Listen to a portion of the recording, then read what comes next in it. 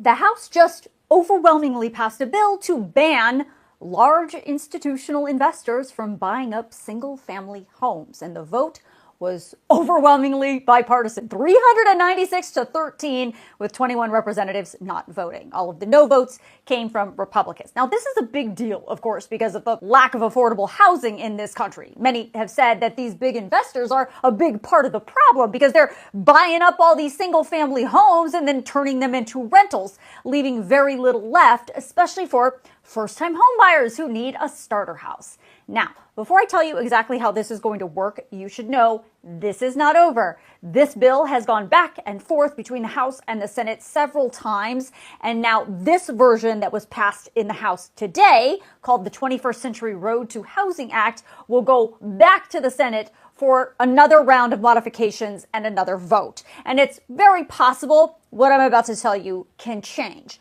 But as of today, according to this version of the bill, it says no large institutional investor may purchase or enter into a contract to directly or indirectly purchase any single-family home.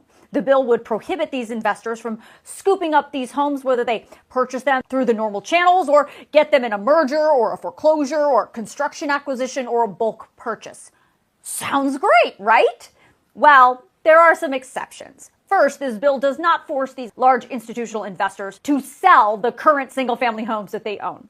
This bill allows them to keep those. This bill also still allows these large investors to build, for example, a subdivision of single-family homes and then sell those, or buy a rundown home, renovate it and flip it, or convert a property and market it for sale. It also allows these investors to build homes for the purpose of just renting them. So generally, this bill would just not allow these large investors to buy an existing single-family home to simply add it to their rental portfolio.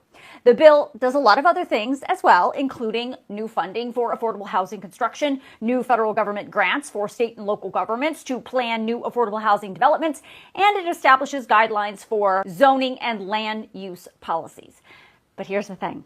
The House stripped out a key provision that the Senate put in its version of this same bill. The Senate's version included a provision that says if any large institutional investor builds a single-family home with the intent to rent it, within 7 years, they must sell that single-family home to another person, not to another investor. That was not included in the House version. It's also worth noting that this House version, like the Senate version, includes a temporary ban on the Federal Reserve issuing a central bank digital currency, or a CBDC, until December 31st of 2030. It also requires the Fed to get congressional approval before it can even issue a CBDC after 2030. So if you want to read more about this bill, or if you want to see how your House representative